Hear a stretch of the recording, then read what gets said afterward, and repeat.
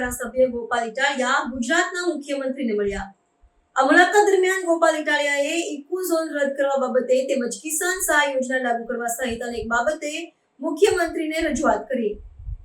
આજે હું મારા જીવનમાં પહેલી વખત ગુજરાતના મુખ્યમંત્રીને મળ્યો।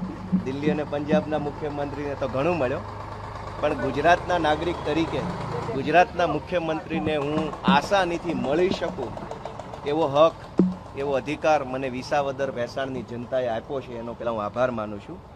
મેં આજે અમારા વિસાવદર ભેસાણ મત વિસ્તારના અતિ મહત્ત્વના 5 નીતિ વિષયક પ્રશ્નો બાબતે માનનીય મુખ્યમંત્રી સાહેબને રજૂઆત કરી છે।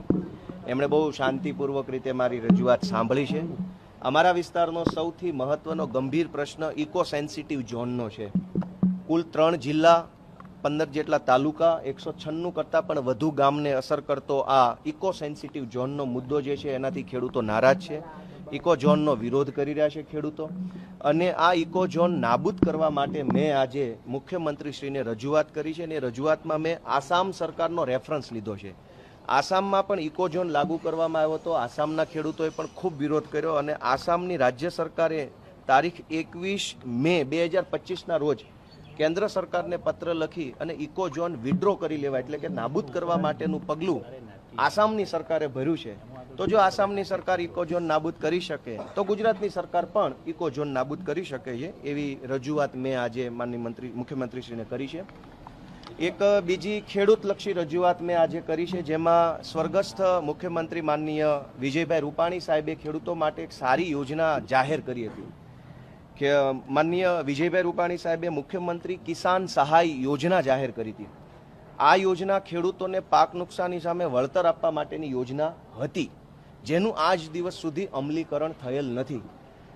ઢોરનો પણ વીમો હોય છે, કેમેરાનોય વીમો છે, મોબાઈલનોય વીમો છે, માણસનોય વીમો છે, મકાનનો પણ વીમો છે, સોના ચાંદીનો પણ વીમો છે, તો ખેડૂતના પાકનો વીમો કેમ નહીં? તમામ ચીજ વસ્તુઓનો, સજીવ અને નિર્જીવ બધાનો વીમો છે, પણ ખેડૂત જે પાક પકવે છે, જે પેદાશ પકવે છે, એનો વીમો નથી ગુજરાતમાં। માનનીય મુખ્યમંત્રીશ્રીને મેં રજૂઆત કરી છે કે સ્વર્ગસ્થ મુખ્યમંત્રી વિજયભાઈ રૂપાણી સાહેબ એક સારી યોજના અમલમાં મૂકવા માટે બનાવી હતી, એનું નામ છે મુખ્યમંત્રી કિસાન સહાય યોજના। આ યોજના અંતર્ગત અતિવૃષ્ટિ, અનાવૃષ્ટિ અથવા તો કમોસમી વરસાદ એટલે કે માવઠું થાય તો ખેડૂતોને 1 હેક્ટર દીઠ 20,000 રૂપિયાની મર્યાદામાં અને 1 હેક્ટર દીઠ 25,000 રૂપિયાની મર્યાદામાં સહાય ચૂકવવાની યોજના બનેલી છે, પણ આ પાક વીમાની યોજના અમલમાં નથી આવી, તો એનું જલ્દી અમલીકરણ થાય, ખેડૂતોને પાક વીમો આપવામાં આવે, એવી મેં આજે માંગણી મૂકી છે। આ સિવાય અતિ મહત્વનો મુદ્દો, કેમ કે ગુજરાતમાં નવી અનેક મહાનગરપાલિકાઓ બની રહી છે।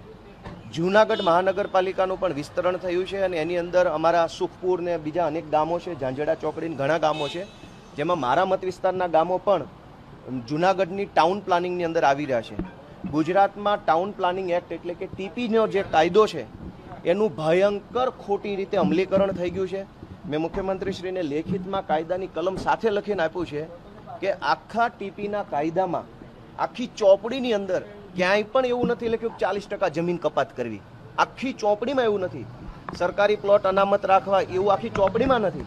જ્યારે ટાઉન પ્લાનિંગ એક્ટની આખી ચોપડીમાં 40% જમીન કપાત કરવા અંગે કે જમીન સરકાર પાસે લઈ લેવા માટે, સેલેબલ પ્લોટ લઈ લેવા માટે આવું કશું જ આખી ચોપડીમાં નથી, છતાંય આખા ગુજરાતમાં જ્યાં ટાઉન પ્લાનિંગ થાય છે ત્યાં 40% જમીન કાપી લઈ અને એનો વેપાર કરવાની જે એક આખી ખોટી પ્રથા અમલમાં મૂકી છે, એની સામે મેં મુખ્યમંત્રીશ્રીને રજૂઆત કરી છે કે ભાઈ આ ટીપીમાં જે 40% જમીન કાપી લેવામાં આવે છે એ ગેરકાયદેસરનું કૃત્ય છે।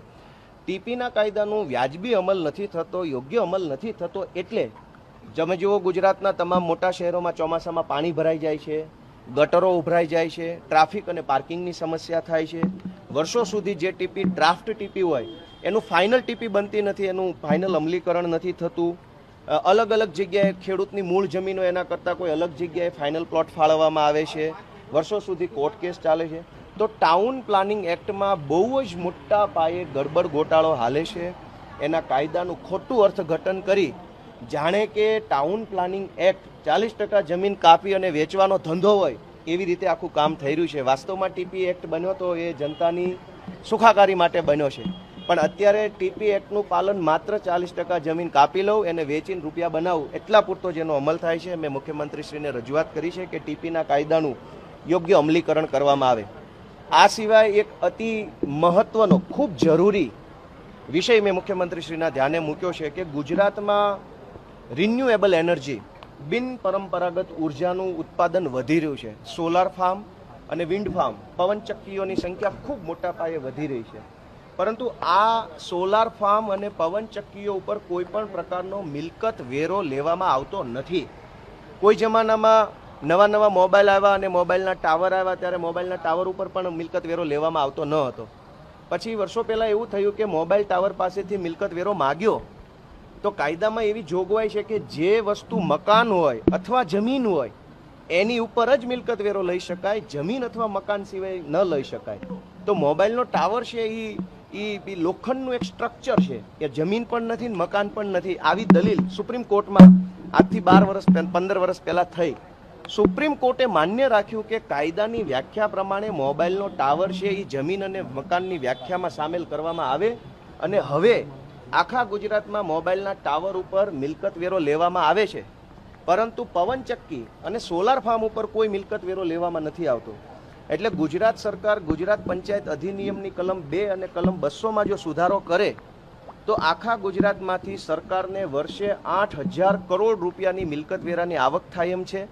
અને આ આવક જે તે ગામની ગ્રામ પંચાયતને સક્ષમ અને સમૃદ્ધ બનાવી શકે એમ છે. એટલે મેં સરકારને વિનંતી કરી છે કે તમામ સોલાર ફાર્મ અને તમામ પવનચક્કીઓ ઉપર મિલકત વેરો વસૂલવામાં આવે. જો મિલકત વેરો લેશે તો 8,000 કરોડ રૂપિયાની રકમ ગામની પંચાયતને મળશે. ગામની પંચાયત આર્થિક રીતે સક્ષમ બનશે, ગામની પંચાયતનું સ્વભંડોળ વધશે, આત્મનિર્ભર બનશે, લોકોનું કામ થશે અને સરકાર ઉપર પણ ભારણ ઘટશે. આ સિવાય છેલ્લો મહત્વનો વિષય મેં અમારા મત વિસ્તારના પશુપાલક માલધારીઓ માટે મેં મુખ્યમંત્રી સમક્ષ રજૂ કર્યો છે